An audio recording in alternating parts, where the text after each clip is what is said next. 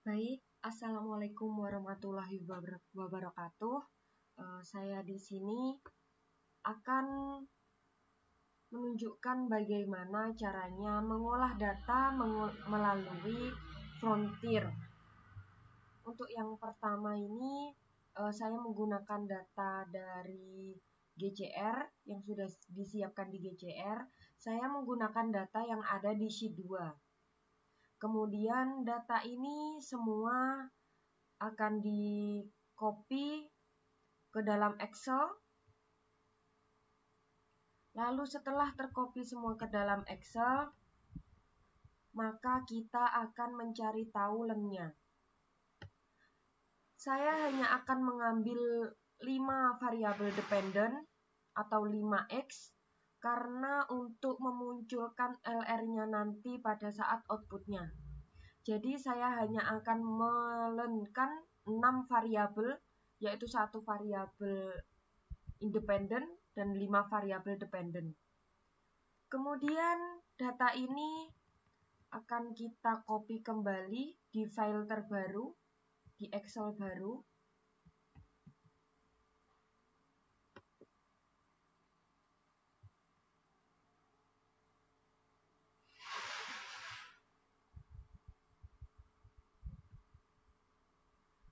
Setelah tercopy, kita akan menyimpannya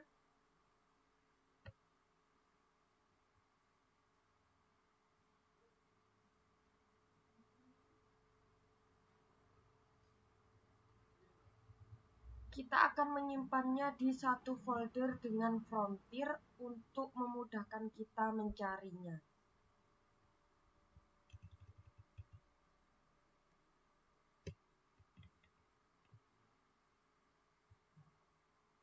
Kita akan menyimpannya dalam format TXT yang MS-DOS.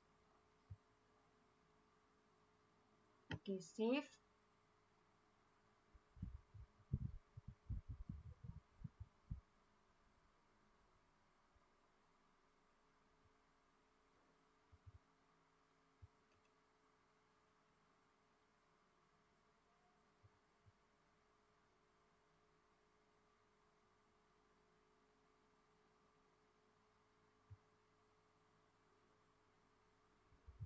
Kemudian data yang sudah kita simpan tadi harus diubah ke dalam format DTA. Seperti ini. Setelah diubah ke dalam format DTA, setelah di-rename ke DTA, baru kita dapat mengolahnya pada aplikasi Frontier. Untuk yang di sini kita menggunakan T, kemudian 1,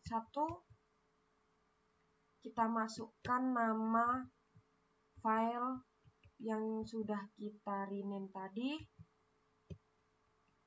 lalu ini nama outputnya,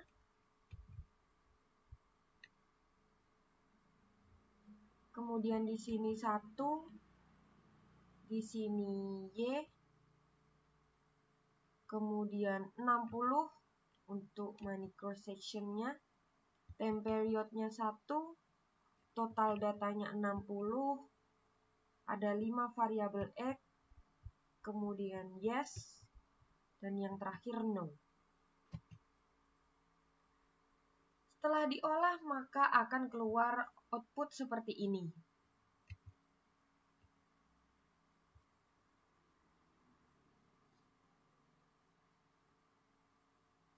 Kita lihat pada hasil outputnya.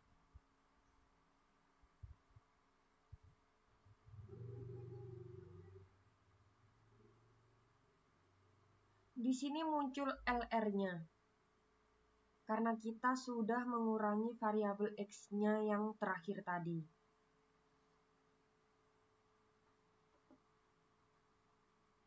Tinggal di OK. Kemudian akan berpindah ke Word.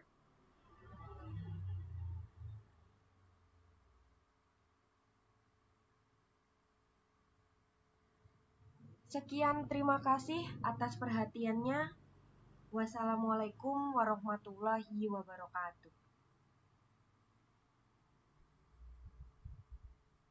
Baik, Assalamualaikum warahmatullahi wabarakatuh. Perkenalkan, nama saya Adihan Faizatul Ilma dengan NIM 190321100043 dari kelas A. Untuk kali ini saya akan interpretasi tentang estimasi fungsi produksi frontier. Yang pertama ada analisis inefisiensi kasus di lapang. Diketahui dari data di samping bahwa LR test sama dengan 0,631134 dengan nilai DF2, nilai kode PALM pada derajat kesalahan 0,05 sama dengan 513, sehingga nilai LR test lebih besar daripada kode PALM. Dan hipotesis H0 ditolak, sedangkan hipotesis H1 diterima. Maka dapat disimpulkan terdapat kasus inefisiensi lapang. Yang kedua ada presentasi error term yang disebabkan inefisiensi teknis. Alpha yang digunakan yaitu 5%, maka nilai T tabelnya yaitu 2,004879, sedangkan nilai T hitungnya yaitu 17,96. Dapat disimpulkan bahwa nilai T hitungnya lebih besar daripada nilai T tabel. Koefisien gamma sama dengan 94%. Error term yang disebabkan karena inefisiensi teknis dan 6,1% error term disebabkan karena adanya risiko. Dan yang ketiga ada uji pengaruh pada setiap variabel. T tabel 5% sama dengan 2,004879. Pada beta 1 T hitungnya sama dengan 4,69, signifikan apabila X1 dinaikkan sebesar 1%, maka output akan meningkat sebesar 0,792%.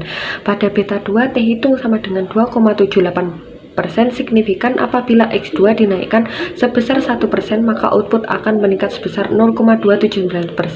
Pada beta 3 dihitung sebesar 1,08, signifikan apabila X3 dinaikkan sebesar 1%, maka output akan menurun sebesar 0,162%. Pada beta 4 dihitung sama dengan min 3,95, signifikan apabila X4 dinaikkan sebesar 1%, maka output akan menurun sebesar 0,1777%. Pada beta 5 T hitung sama dengan 0,4432, signifikan apabila X5 dinaikkan sebesar 1%, maka output akan menurun sebesar 0,034%. Yang terakhir ada tingkat efisiensi teknis. Apabila efisiensi teknis lebih dari 0,8, maka petani dinyatakan efisiensi secara teknis. Petani yang tidak efisiensi secara teknis yaitu petani 21, 23, 27, 29, 30, 39, 44, dan 54. Selain itu, petani yang disebut efisiensi secara teknis diketahui bahwa nilai min efisiensi sebesar 0,85140113 error plus 00, sehingga dapat disimpulkan bahwa secara keseluruhan petani telah berproduksi efisiensi secara teknis. Sekian, terima kasih. Apabila ada kurang lebihnya mohon maaf. Wassalamualaikum warahmatullahi wabarakatuh.